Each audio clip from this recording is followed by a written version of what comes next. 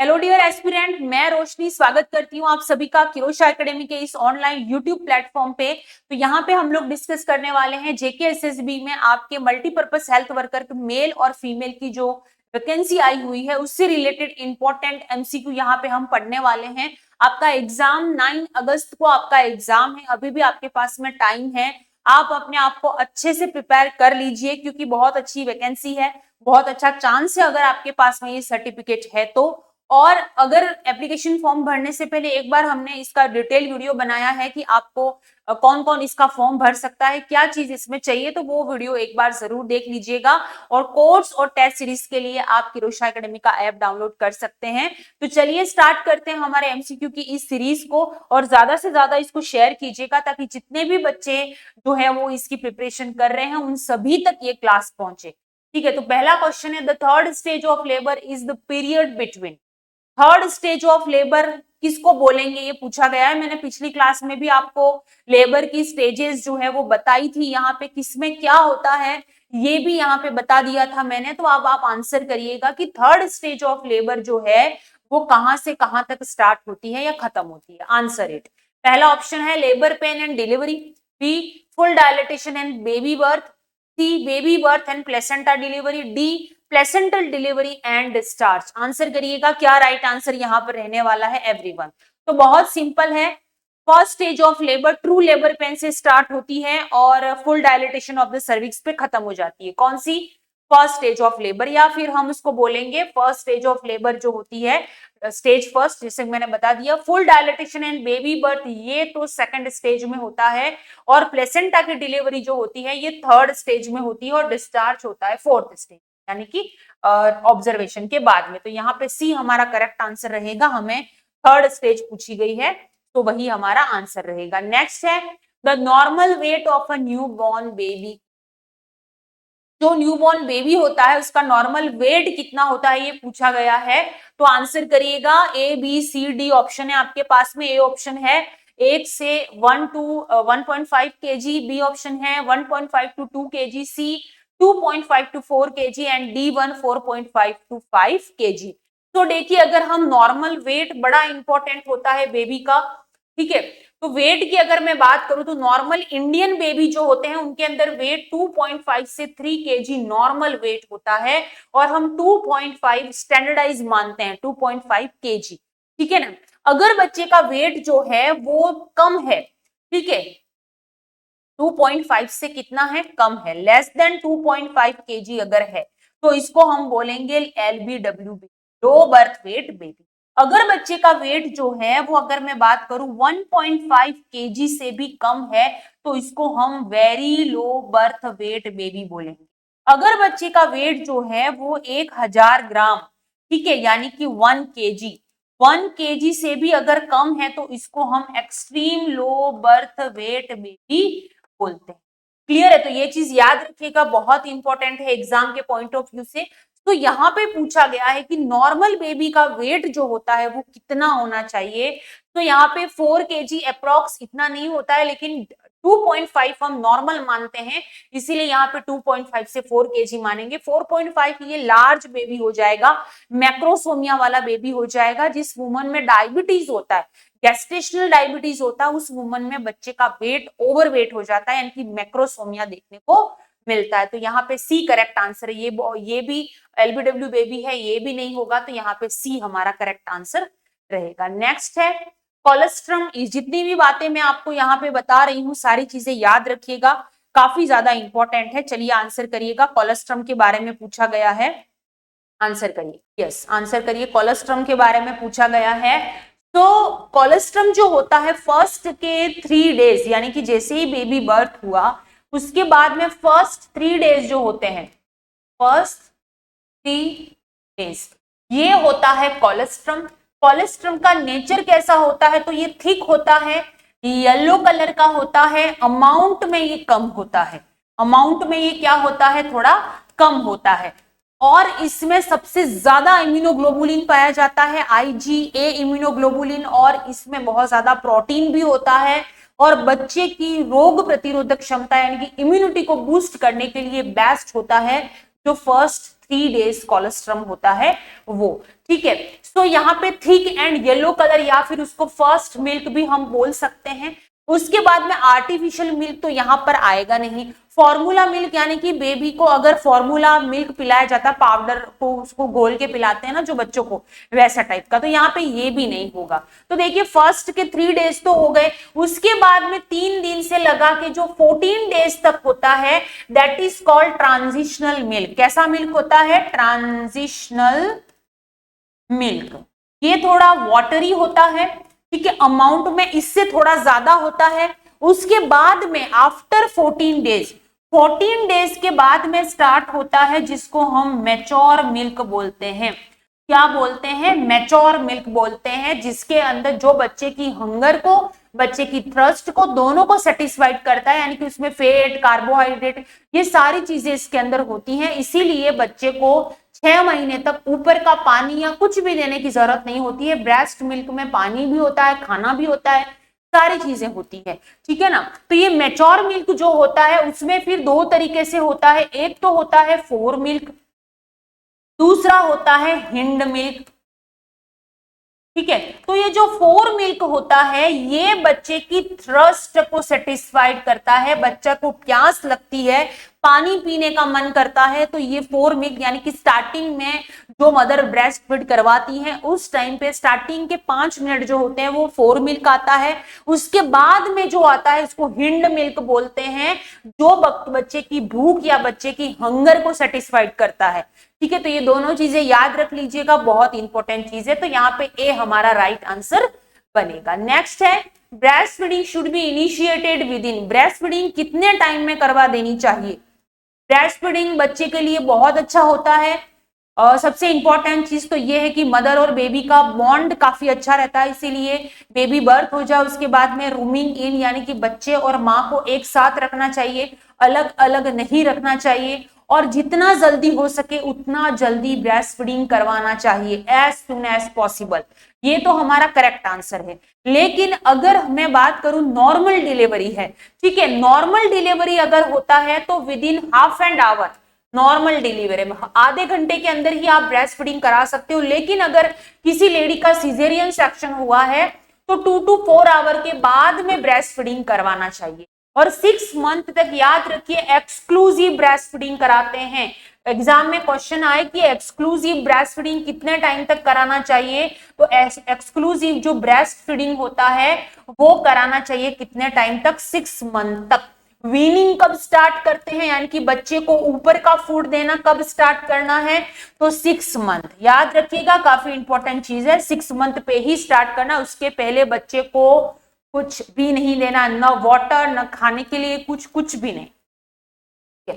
तो breast feeding should be initiated, जितना जल्दी हो सके उतना इनिशिएट करिए, ये बच्चे के लिए बहुत अच्छा होता है। तो यहाँ पे करेक्ट आंसर हमारा क्या होगा? 1 आवर, हाफ एन आवर है नहीं, इसलिए हम 1 आवर आफ्टर बर्थ करेंगे। नेक्स्ट है exclusive breast feeding is recommended for. अभी मैंने बताया, आंसर करिए, क्वेश्चन आ गया और ऐसा ही क्वेश्चन आएगा एग्जाम में भी। बहुत सिंपल है, केवल माँ के दूध यानी कि एक्सक्लूसिव ब्रेस्ट फीडिंग की सिफारिश कितने समय तक की जानी चाहिए? यानी कि अभी मैंने बताया कि 6 मंथ तक बच्चे को पानी भी नहीं देना है। 6 मंथ तक सिर्फ और सिर्फ ब्रेस्ट मिल्क बच्चे के लिए इनफ होता है, बच्चे की हंगर और बच्चे की थ्रस्ट दोनों को कंट्रोल करता है। तो यहाँ पे करेक्ट आंसर क्या होगा हमारा? 6 महीने।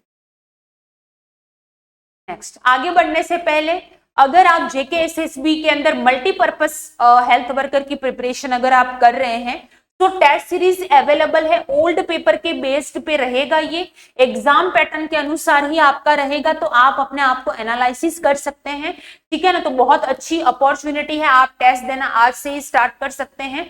प्लस अगर आपको ऑनलाइन कोर्स चाहिए, ये भी ओल्ड पेपर के बेस्ड पे ही रहेगा, ओल्ड का जो पैटर्न रहा है आपका, और 1 साल की वैलिडिटी के साथ में मिलेगा, यानी कि 1 साल तक आपका ये कोर्स आपके पास रहेगा।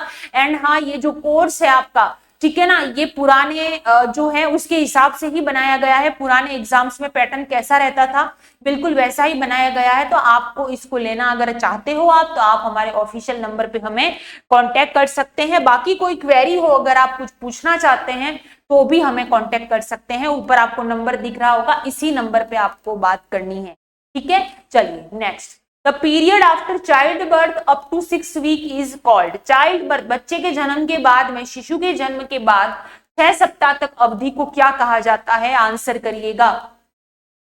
तो देखिए डिलीवरी हो जाती है, उसके बाद का जो टाइम पीरियड होता है यानी कि लगभग 6 वीक या फिर हम इसको 45 डेज का जो टाइम ड्यूरेशन बोलते हैं, इसको हम बोलते हैं प्यूपेरियम पीरियड। इस प्यूपेरियम पीरियड को इसका नाम क्यों दिया गया, ये रिकवरी पीरियड होता है। रिकवरी पीरियड का मतलब होता है जितने भी ऑर्गन प्रेगनेंसी में, जैसे कि यूट्रस ऊपर जाता है, एब्डोमिनल ऑर्गन बन जाता है, ठीक है ना, तो वो सारे के सारे ऑर्गन जो रहते हैं धीरे धीरे अपनी जगह पे वापस आते हैं, हार्मोन बैलेंस होता है, ये सारी रिकवरी होती है, इसीलिए इसको प्यूपेरियम पीरियड हम बोलते हैं। तो यहाँ पे करेक्ट आंसर क्या रहेगा हमारा बी, ओवुलेशन नहीं बोलेंगे, मेंस्ट्रुएशन भी यहाँ पर नहीं बोला जाएगा। आगे बढ़ते हैं, excessive breast excessive bleeding after delivery is called. अगर डिलीवरी के बाद में किसी भी लेडी की एक्सेसिव ब्लीडिंग हो जाए तो उसको क्या बोलेंगे, ये पूछा गया है। बहुत ही सिंपल और बेसिक क्वेश्चन यहाँ पर आया हुआ है, आंसर करिए।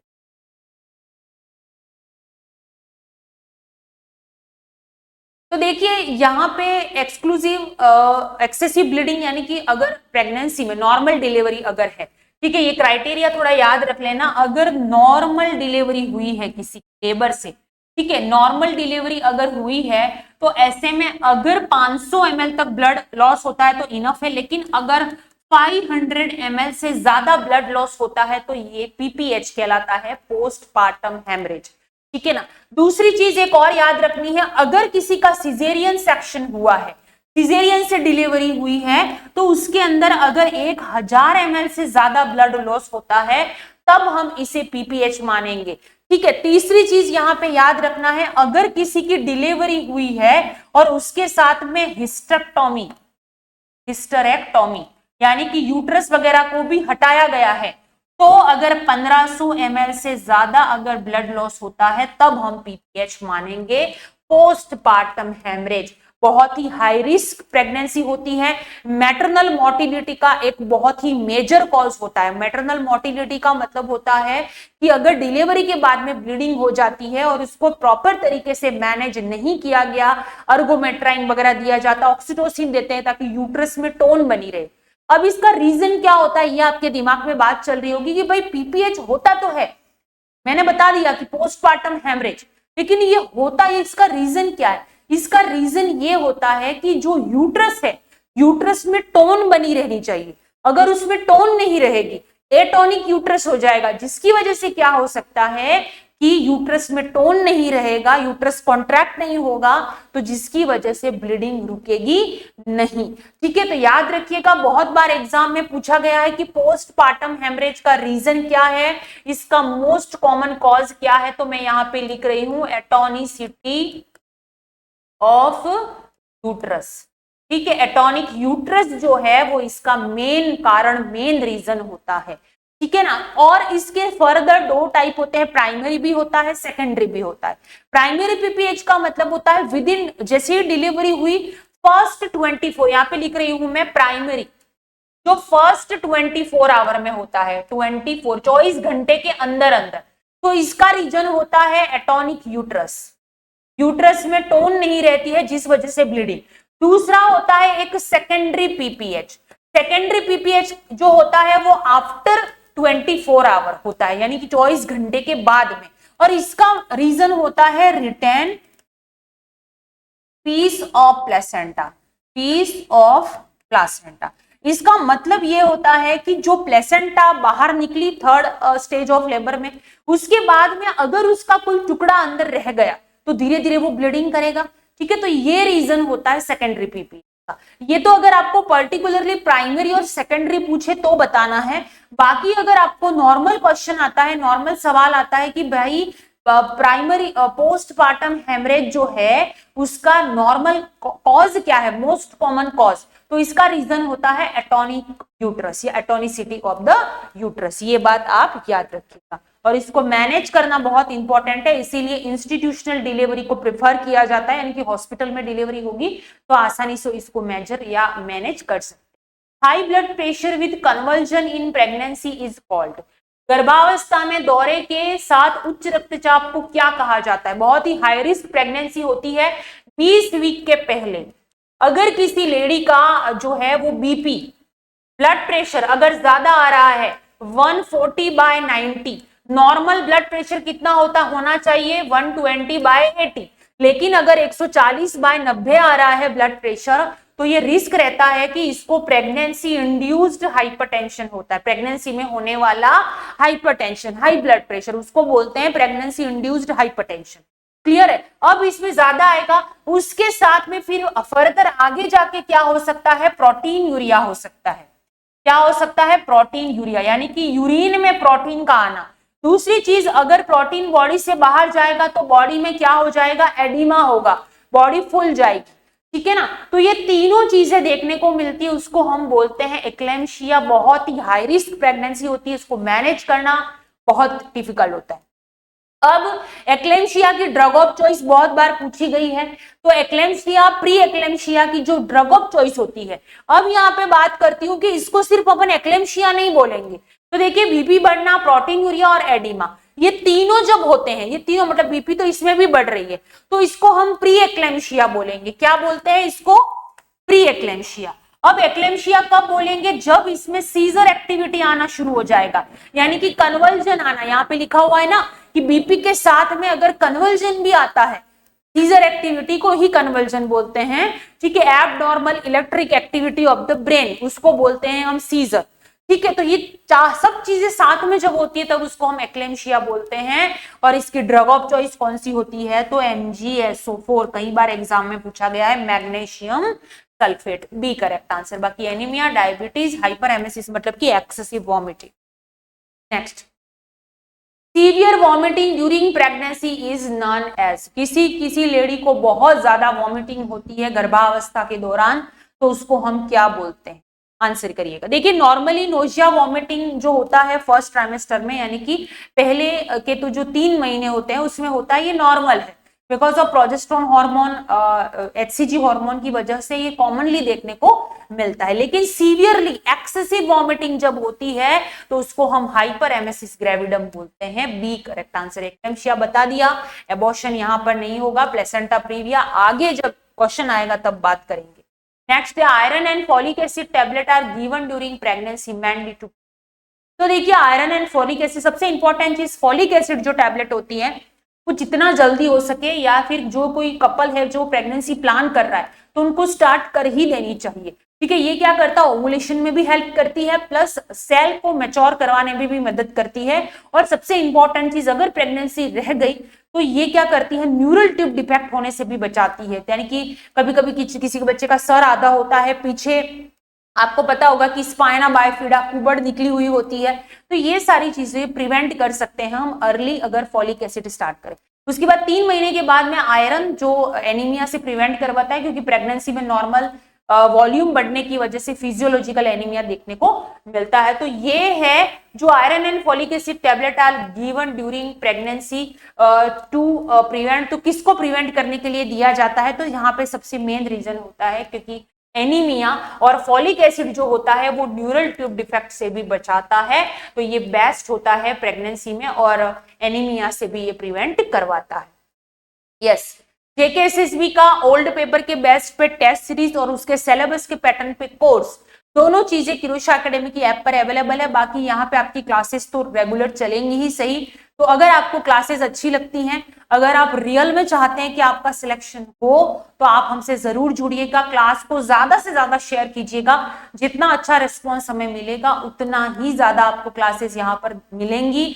और जुड़े रहिएगा किरोशा एकेडमी के साथ में, टिल सिलेक्शन हम आपके साथ में हैं। और ये कोर्स एंड टेस्ट सीरीज पढ़िए, बाकी रेगुलर ये क्लासेस भी लेते रहिए, तो आपकी तैयारी और भी ज्यादा अच्छी हो जाएगी। बाकी क्लास को ज्यादा से ज्यादा शेयर कीजिएगा। मिलते हैं नेक्स्ट क्लास में, तब तक के लिए पढ़ते रहिए and thank you very much.